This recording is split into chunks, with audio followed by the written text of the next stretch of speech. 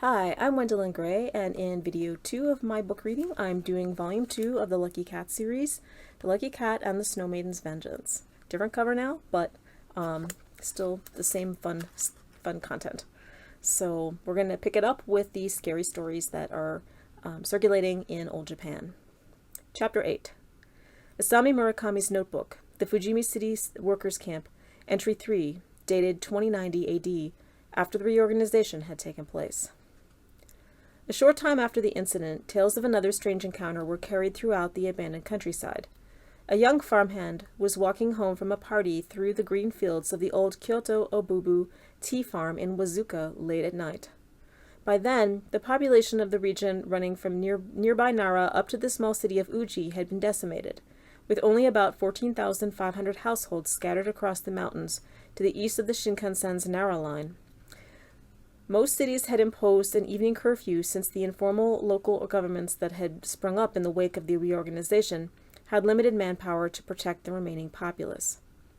On this night, however, the young farmhand had attended the birthday party of one of the tea plantation's big bosses at the house near the tea farm, so he was allowed to be out a little later than usual. Though he was a little tipsy, he didn't feel particularly worried about walking the familiar paths through the fields back to his house. Because the night was warm and pleasant, with the sky clear enough to see the stars, the young man walked confidently and a bit slowly down the narrow path that wound between the rows of stubby tea bushes terraced picturesquely on the hillside. As the path snaked closer and closer to the forest on the hillside near the tea farm, as he made his way down to Route 5, he whistled an off-key tune to himself, though after a few bars he fell silent and stopped abruptly on the path. What was that? He thought, looking around warily. Was there an odd sound that his whistling masked momentarily? While he didn't exactly feel nervous, he felt oddly like he didn't want to make any more noise and draw attention to himself. Just in case. He laughed softly at his silly notion, but continued walking in silence. As the path he followed veered toward the forest again, and plunged under the tree cover toward the old Kasuga shrine, which sat on a hilltop shrouded in pines, he thought hazily that since he was there and the country was in a crisis, it wouldn't hurt to quickly stop at the shrine and pay his respects. Then he could walk down the shrine staircase and take a dirt path he knew of through the forest to quickly visit the Wazuka Tenmangu shrine, where people still remembered that the ancient poet Sugawara no Michizane, before reaching the road leading to his home and his waiting wife. Kasuga's shrine had been small and unknown in the old days. But in the past 20 years or so, since the New World War broke out across the globe, a wealthy patron in the district had added onto the original shrine, a small vermilion pavilion at the top of the 2 flights of stone steps in the middle of a clearing in the woods. Now the shrine had 3 tall stone torii gates, one after another, at the bottom of the lower set of stairs. 2 more medium-sized offertory halls on either side of the original structure, facing toward the stairs at the top level, a Tamizuya fountain with flowing water and a ladle in the middle of the courtyard, and a stone kitsune fox statue beside the expanded thatch-roofed middle pavilion, now used as a hall of worship. As tall as the man and set on a stone pillar, the fox statue was as regal as those at any large shrine, sleekly carved and sitting rigidly on its haunches, holding a curled key in its jaws. The young farmhand paused a moment before walking up the stairs to the shrine. The darkness here was very deep, and it was a little dangerous for him to run up the stairs too quickly, lest he lose his footing and fall. This will only take a moment, he told himself, as the thought nagged at him that the hour was far too late, even 3 hours after curfew and in the middle of the night. Why was he being so stubborn over such a trivial thing? No one would be out so late on a typical night, but the village foreman had been at the party and told everyone they would make allowances due to the special occasion. Still, this decision to come to the shrine was excessive. He could come back in the morning on the way to work in the fields. There was no urgency to such a task. But the young farmhand felt compelled beyond explanation. Reaching the top of the 2nd flight of stone stairs, he stood before the Tamizuya and clumsily washed his hands and rinsed out his mouth, nearly missing the ladle holder when he was done since it was so dark. Then he took a few steps toward the center building with the fox statue. Before he could go through the simple Shinto rite, he found himself staring at the statue, which seemed to turn its head to look at him directly, as he emerged into the courtyard from the fountain. Uneasy, wondering if the night air wasn't mixing well with the special sake the village foreman had served at the party, the young farmhand looked around frantically at the shrine precincts and the forest beyond. None of the other partygoers would come down this way since they lived on the other side of the mountain. He was one of the few from this side of town, so he was alone against whatever force had brought him here. Glancing around at the other buildings, he saw a miniature shrine off to the side of one of the offertory halls, where villagers had left a large number of small ceramic Inari fox statues in various poses, wearing kimonos and kamishimos, but now the tiny figures glowed eerily and unwholesomely in the starlight. Rooted to the spot, wondering why he should suddenly feel afraid, he swallowed hard and took a deep breath, looking back toward the fox statue. Now the fox's head turned to look at him. The statue exuded some sort of heat that made him gasp for air and want to run back to the Timizuya to ease his parched throat with its cool water. The slight scent of something burning reached his nose, and he took a step back away from the statue. Fear pierced his drunken fog enough that he was alert and ready to spring into action. With a swift motion, the stone statue brought its arm up, and it took the large key out of its mouth, holding it in its hand-like paw by the shank instead of the curling bow. Curling bow? I'm not sure. Leaping down gracefully from the pillar it sat on, the fox took a few slow steps toward him on its hind legs like a human, its gray visage growing blacker as its eyes filled with orange flames. Stumbling back a few more steps toward the stairs, the young farmhand raced down them to the path that would take him out of the forest directly to Route 5, not pausing to look back. It was no time for a leisurely walk now, and what did it mean that the statue had come to life and pursued him? Was the guardian angry? As he reached the Torii gates and returned to the path, he kept running until he reached the place where the path forked off, fighting off the urge to look back over his shoulder. The leaves of the trees rustled dangerously around him, sounding almost like mahjong tiles falling with an unearthly tinkling impossible for normal foliage. He could hear whispery voices on the wind as the air around him filled with ash from a fire. Footsteps thundered behind him as more than one statue from the shrine joined in the chase. Had all of them come to life? The young farmhand's curiosity was intense, but he still fought the urge to look behind him and pressed on, his breath burning in his lungs from fatigue and the thickening smoke billowing around him as the trees seemed to ignite with blue flames as he passed them. When the young farmhand reached the part of the path that met Route 5, he passed a huge tree where he could take shelter for a moment and paused in its shadow to catch his breath. His chest felt heavy, and particles from the grimy breeze stuck to his sweaty skin. Leaning against the tree, he finally dared to look back in the direction he came. Gasping in surprise, he barely had time to leap back onto the path before one of the small kimono-clad ceramic fox statues, now the size of a man, stepped onto the path behind him and took out a glowing ember from his pocket. Further back, the farmhand could see the stairs and the path were now swarming with other fox statues that had been left at the miniature shrine, though the large stone guardian was nowhere to be seen in the crowd. Many of the statues now graceful in their new human-like forms, even as their similar expressionless faces repeated 100 times over in the crowd, carried lanterns on sticks. Oily smoke billowed out of them, even as the muted light hidden behind their rice paper walls threw odd shadows around them. The fox statue standing before the young farmhand raised up the glowing ember he held directly in his hand-like paw and whispered a word. The ember grew larger and larger, finally exploding into a bowling ball-sized orb out of blue fire.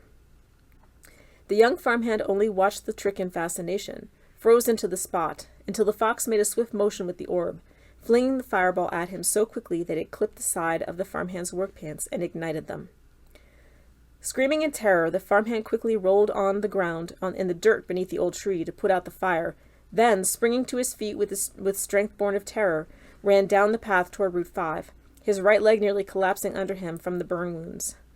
Strangely, the crowd of fox statues didn't follow him past the shoulder of the main road, but only watched him with their filmy, burning lanterns in the distance where they stayed under the cover of the trees. When the young farmhand finally made it down to Route 5, he could breathe in fresh air, but he felt too weak to run any further down the road toward home. Would the creatures follow him there anyway? He didn't know. Glancing across the street toward the tea processing facility, he thought maybe he should find some supplies to tend to his wounds and hide there until morning. Before he could get across the street, however, he tripped and fell in the middle of the deserted roadway, but not before he got a glimpse of the tall, sleek guardian fox statue with the key emerging from the side of the road. Moving fluidly across the distance toward the farmhand, raising the key high above its head as it prepared to pounce on him and smash his head with it like a mace, headlights appeared on the road in the distance, throwing the huge fox's profile into relief. Slamming on the horn as it came closer, the driver sped up, and the fox disappeared back into the cover of the forest, giving up on its attack. Just before the truck reached the farmhand, where he lay wounded on the road, it stopped. A wiry man smoking a cigarette jumped out of the back while the driver stayed in the cab and yelled out to him. Coming over to the farmhand, the first man leaned down and checked for a pulse. "This guy's still alive," he yelled to the driver before squatting to lift the farmhand and leaving his cigarette in his mouth. "Come help me get him into the back, will you?" "Do you recognize him?" the driver yelled back, opening the door and rushing over to help. Grunting, they both carried the farmhand to the cargo bed where the man with the cigarette had been riding. "Don't worry about that yet. It's probably someone from the party tonight anyway. Who else would be out after curfew like this? Let's just get out of here quick. This place feels scary at this time of night." When they got the young farmhand back to their house, they discovered he was indeed one of their co-workers from the party they had decided not to attend. They had only been out late on a whim to visit the driver's elderly mother when they found the young man about to be bludgeoned to death by the strange creature neither of them had gotten a good look at. The farmhand recovered well enough to tell his story, but when the other villagers went back to the shrine to check out his account, they found the shrine in normal condition, with all of the statues in their places, with no change in their poses. No one in the area had even reported noticing smoke on the mountain that night. Unnerved that no proof remained of his terrifying encounter, the farmhand could only count his lucky stars that he was still alive.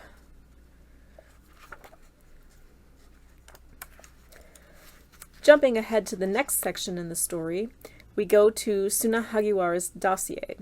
And this is Aunt Suna from Volume 1. And at this point, this was where we pick it up where we left off from Volume 1 in the flashbacks, where she is forced to leave Tokyo with her niece Chika and leave behind her sister, who's an artisan doll maker, Yuki. So Suna was selected to go to the superstate of Eurasia because of her nursing background. Chapter 1. New Bangkok Resettlement Center at the former Beijing International Airport, Eurasian Superstate, 2090 AD, after the fall of Japan to superstate forces. "I'm sorry, ma'am, but I can't seem to find your registration here. Are you sure you and your daughter were supposed to be sent to Eurasia rather than remain in your hometown?" The young blonde woman sitting across from Suna Hagiwara asked, looking from Suna to her 7-year-old niece Chika in dismay. Chika wasn't paying attention to the conversation, but curiously studied the busy office full of bank teller-like officials and the snaking lines of tired, frightened souls who had also taken the long journey by evacuation jet to New Bangkok, the most prominent of the sprawling Eurasian's superstates' 5 capital cities. Suna sighed impatiently, pulling the official notification from the Eurasian military out of her oversized purse, along with Dr. Sugito's forged letter attesting to Chika being her own child, and shoving them across the desk at the attendant. "Bimbo," she thought bitterly. "After all this, we can't be sent home. We can't be sent home to a certain death, not after my promise to Yuki." "Okay, thank you. Now I see what's happened. There was a transposition of your citizenship number, but rest assured, we do have you on the resettlement list after all." The young woman laughed nervously, typing into her computer. "We'll have to take photos of you and your daughter for your new IDs, so please take a seat behind the rope on your left and wait to be called by the photographer." The woman handed Suna a folder with a few loose papers in it. Pursing her lips, not trying to hide her annoyance at the attendant, she quickly flipped through the paperwork to see what her assignment was. She and Chika had been given a swank apartment in the northern quadrant of the city, where they had more privileges than the other parts of the city, and certainly the rest of the superstate. Even more astounding, Suna had been assigned as a policymaker for the Eurasian Health Department and as supervisor to the personal physician of the superstate's leadership at the legendary Obsidian Fortress. This famous building, which housed the Eurasian ruling committee, had been built 8 years earlier upon the ruins of the turrets of the Great Wall soon after China had fallen to superstate forces. Chika had been assigned to a good school, too, and probably one of the superstate officials also sent their children to. They had a gold-plated life assigned to them, and their future in this godforsaken superstate looked bright, Suna was relieved to discover. She was about to slam the folder shut again and take Chika to the other line when one item on her personal statistics page caught her eye. Beneath where she had listed her legal husband's name, Goro Bashima, the box designating her as a widow had been checked. Seeing her hesitate, the blonde attendant looked at her with concern. "Was there anything else, Miss Hagiwara?" "I need to call the next person. We have quite a crowd of new citizens to process tonight." "Maybe," Suna said pensively, feeling Chika tugging on her sleeve. The little girl was tired of listening to adult conversations, and her pigtails bobbed to the beat of some song she sang to herself while she waited to move on to the next task. "It's my husband, Goro. I see here I've been marked down as a widow. Does it mean that he's dead? I only heard he had been arrested before we departed from Japan, but I've been given no word on his whereabouts since then." Yes, the superstate would have given the coders the most up-to-date information on the fate of every citizen, no matter how insignificant they would seem. The woman gave her a reassuring but plastic smile that Suna instinctively didn't trust. "Is there any way that I can verify their information?" she asked sternly. "I just need to know what's happening." The woman's eyes grew softer, and Suna immediately regretted snapping at her. There was a list on the wall behind the waiting area, organized by region of origin, with the names and citizen numbers of everyone who is being resettled in Eurasia listed on it. You may check to see if your husband is on the list to be resettled here. His number should be next to his name on your stats sheet. See it there? And if I don't find him, could he have been sent to any of the other superstates instead? To Atlantia or Isnatan? All of the members from the same family, by blood or legal relation, were repatriated together into the same superstate. This is the official policy of all 3 superstates. About half of the Japanese who were sent to be resettled here have come here. And the other half were sent to Atlantia. But I think it's unlikely your husband would have been sent elsewhere. So if he's not here, he's dead. Weren't there citizens left behind in some of the Forbidden Zones, still alive to do the bidding of the superstate? I'm sorry, ma'am. I don't know how to answer all of your questions. Perhaps once you get to the Obsidian Fortress and assume your job duties, you can ask the leaders themselves what might have happened. If I dare, Suna thought. With an assignment like that, it would be detrimental to her future to even consider bringing up the subject to them. Thank you. Suna shoved the folder into her purse and grabbed the large suitcase she had brought for the 2 of them as she pulled Chika along behind her, with her free hand toward the wall the attendant had indicated. Biting her lip, as she got close enough to read the rolls of paper pasted to the surface with row after row of small black text, she saw it was sorted by hometown region. Looking around for Goro's hometown and every place they ever lived before and after they were married, she didn't see his name anywhere, or even the names of any of her blood relatives either. She saw her name and Chika's name in the Tokyo list, but that was all. Not even Dr. Sugito appeared on the list. She realized with a stabbing ache in her heart. Taking a deep breath and blinking back her tears, she forced herself to look away from the wall toward the area where she and Chika were supposed to wait to get their photos taken.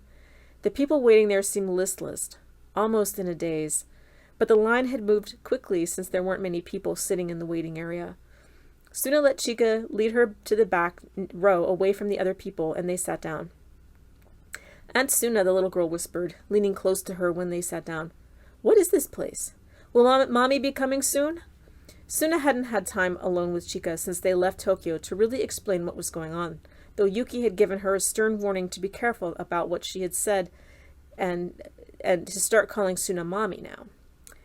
We'll talk when we get to our new home, Suna said, stroking one of Chika's ponytails as she pulled the little girl into her embrace.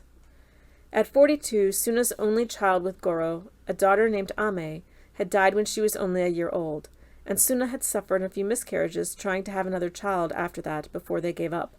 This certainly wasn't how she expected to become a parent. Chika was inquisitive, energetic, and such a handful that Suna worried she might give them away without thinking. Still, she was glad to have her along as a companion and not to have to go through this ordeal alone. Suna felt the same trauma she saw reflected in the faces of the other people waiting around the resettlement center, and even now could barely believe this was really happening. She only hoped she could give the little girl some normalcy now that she was an orphan in such a frightening situation. But I'm an orphan now too, Suna thought, glancing back at the terrifying list on the wall and thinking of the missing names. Everything we both knew is far, far behind us now. You'll be starting school tomorrow, I guess, Suna said, trying to force herself to smile. And I'll be at my new job. They must have a lot of confidence in my medical abilities to be given such a high-level, almost classified assignment. How terrifying. I don't like school, and I want to go home, Chika said firmly, looking around at the line across the room again. Suna didn't answer. The photographer had waved them over to his booth. It's time to go, she said, struggling with her bags and Chika's hands. It'll be over soon, and we'll be settling into our new home. Chapter 2. Walking from the metro station to the apartment, they had passed through a few of the famous hutong alleys connecting old traditional Chinese houses to a modern street, where a block of gleaming new buildings held offices and high-end apartments from the movers and shakers of the new order. Chika had chattered on about the strange new city with Suna's only half listening, though Suna cringed when Chika had slipped up and called her aunt again. She needed to break the girl of that habit before anyone overheard her. Chika, honey, you need to start calling me Mommy now. I know it's hard to understand, but we won't be seeing your Mommy anytime soon, and you're here with me so I can protect you from danger, she explained, kneeling beside the little girl when they paused on the street corner. She could see the telescreens and cameras mounted everywhere, so she pulled the girl close and whispered in her ear, "Part of protecting you from danger means you have to call me Mommy." "It's only for a little while, right? This is a game you and Mommy came up with. She told me all about it before you picked me up for the airport. She's staying back at the shop while we come here, isn't she?" Suna kept glancing furtively at the cameras mounted on the lampposts in the darkening streets as sunset rolled in along with a thick haze, hoping again that the censors wouldn't be able to pick up their conversation. "Your mother is no longer at the shop, and we'll never see her again," Suna whispered, her voice trembling as she stood and fumbled to read the address on her paperwork in the dim light. They continued down the street, pulling their luggage along with them. Their building was just up ahead, and Suna slowed, realizing a few armed guards stood on either side of the front doors, standing stiffly at attention in their crisp Eurasian state uniforms. Chika stopped next to her, looking up at her uncertainly, tears silently sliding down her cheeks. "I'm sorry, Chika," she said, squatting down a moment to talk softly to the little girl face to face again. "The world has changed, and we have to change with it. You need to be a big girl and not cry. I need you to help me so I won't cry either. I'll make you your favorite meal tonight and prepare a warm bath for you so you will get a good night's sleep before school begins tomorrow. I know it's no substitute for your mother, but no one must find out who you are here. They'll take you away like they took her away." Chika nodded grimly, trying to hold back her sobs. "I'm no good at this motherhood stuff," Suna thought to herself. "I'm doing this all wrong, aren't I? She's just a little girl, so how could she understand this? I don't even understand this." Suna took a deep breath, trying to think of how to impress upon her niece the seriousness of the situation. "See those cameras on the pole there and there," Suna said, her eyes darting toward a few of the streetlights, gesturing as much as she dared, her voice barely a whisper.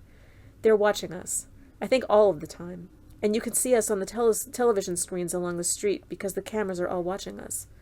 When I read the papers they gave me on the metro ride here detailing the basic social rules we're now living under, they said the only times we aren't monitored are at nighttime after 10 p.m. curfew in our bedrooms until 6 a.m., and in private residential bathrooms all of the time. We need to be careful."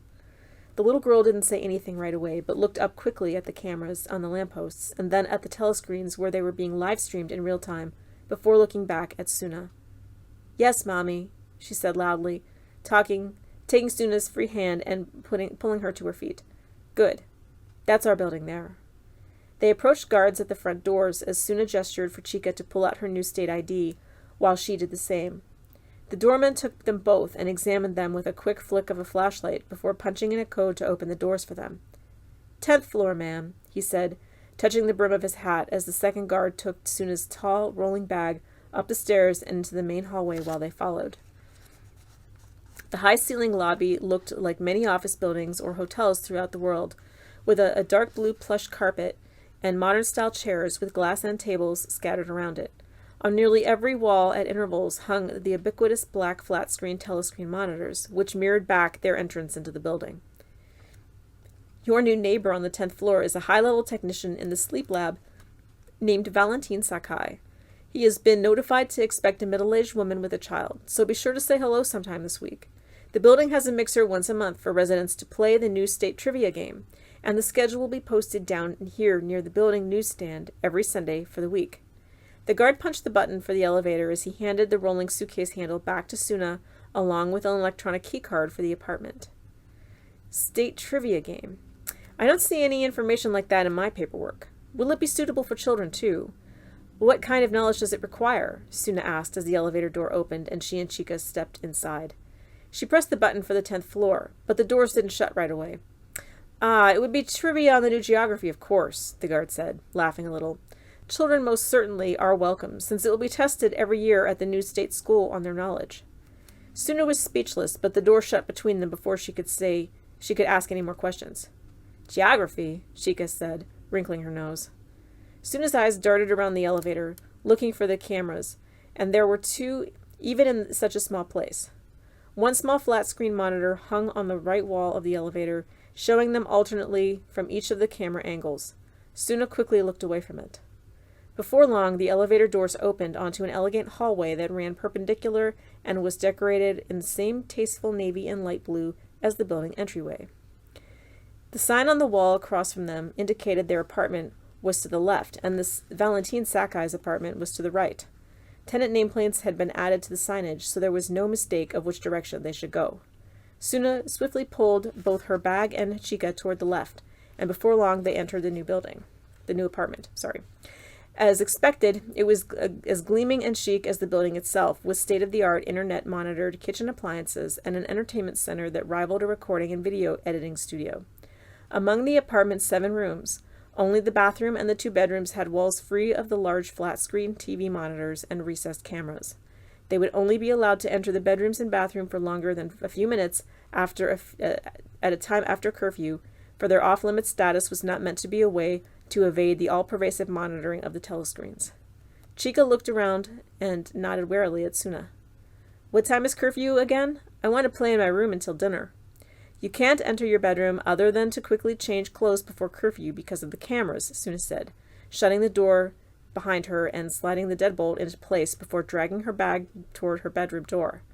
We have another 2 hours before curfew, so would you like to have dinner first, then a quick bath, or the reverse? Perhaps we should sit on the couch and watch TV. I guess there's something worthwhile on to see until bedtime. What if it's icky geography or something? Chika asked disdainfully, glancing into the living room with its curved, heavily cushioned couch. Suna looked at her a moment, trying not to giggle and glancing in alarm at where she thought the cameras were mounted. How about music, then? I'll get your bath ready, find a radio station, then make you some gyudo beef and rice with miso soup before bedtime. You have to be at school at 9 a.m. tomorrow, and I start my new job at 9:30. I guess they synchronized it with your day so you don't need daycare, but you'll have to stay at school until 4 when I finish work. Give me some idea of what you want for a snack and a lunch, and I'll make it tonight too, while I'm getting dinner ready. The 2 hours before curfew passed quickly, and Chika almost seemed back to normal when they sat down to dinner, though both of them agreed the music wasn't really anything that suited either of their tastes. All of the stations they tuned into on the radio had superstate politicians extolling the wise leadership of the state, military drum marches, or choral paeans to the some World War III battle or other, with rousing staccato choruses. It was just as well since Chika could barely stay awake after dinner, and Suna had to carry her half asleep to her bed to tuck her in. Closing Chika's bedroom door before her, she glanced at the clock in order to make sure she could legally retire for the night and not risk finding out what the punishment was for moving out of the camera range too soon. Turning off the entertainment center, she also turned off the lights before rolling her luggage into her bedroom and shutting the door behind her. Taking a deep breath once she was safely on the other side, she thought her bedroom seemed pleasant enough, though it was a little on the frou-frou side, which wasn't Suna's style at all. Yuki would have loved it, though, Suna thought with a pang. Why did she have to think about her sister now? At least she was away from the prying eyes of the cameras. It was as good as any time to reflect on her journey over the past 12 to 24 hours, since she saw her sister for the last time. Turning on the lamp beside her bed, She started unzipping her bag to unpack. The small matching bag that had been attached to its top was already in Chika's room for her niece to unpack her personal items beyond the set of nightclothes she had taken out of her bath. Sliding open the closet behind her, Suna was surprised to see 5 new sets of superstate military uniform had already been placed in there, neatly pressed, on hangers along with a few flattering conservative dresses and a pair of trousers or 2. Nothing as fancy as the apartment's decor, but very practical. Still, she was grateful to have a few of her own items to remind her of home. Pulling out the kimono that had been a gift from Yuki the year before, she carefully refolded it and placed it on the top of the shelf of the closet, but a red flash of something clattering to the floor caught her eye. When she had placed the kimono on the shelf, she bent down to retrieve the item that had fallen out of her bag. Her hand stopped midair as she looked in fascination at the smiling red and gold statue. Brushing the statue with the tips of her fingers, she struggled with her emotions. This was Yuki's gift to Chika, and it was her express wish that Suna give it to the girl to comfort her. But as soon as fingers touched the flux surface of the statue, and she felt the resin solid in her hand as she picked it up, she knew she couldn't do it. She didn't even feel guilty about it. She wasn't sure Chika even knew it existed, so why should Suna tell her now? Chika had some other stuffed animal she couldn't part with in her bag, so she wouldn't miss this, would she? Opening her hand, she looked at the painted features of the statue once again, and made up her mind. Suna had lost Goro and Yuki, everything she had known, and would be haunted for the rest of her life by the memories she had now of the now closed-off society she had lived in. She could never go home again. Chika was still young enough to forget what she had lost. Suna would keep the statue her sister made as her own and not tell anyone, at least for now, she decided. It was a small thing. And when Chika was older and Suna more reconciled to her fate, she would give the girl her heirloom when she was an adult and could appreciate it. Yes, that would still fulfill her sister's last wish. She was taking care of Chika anyway, wasn't she? That was the main part of the bargain, and Suna needed this reminder of her lost husband and sister to cope with the changes in her life. Standing, she walked over to where she had her oversized purse laying on the bed and found a small silk handkerchief in the side pocket.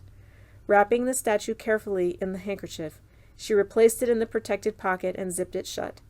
Now it would never leave her side and would keep her company for the ordeals to come. Looking at the clock and dreading the morning when she had to report to the superstates' main headquarters, she knew she needed to get a grip on herself by then and put on a good performance for her new boss. Both of their lives depended on it.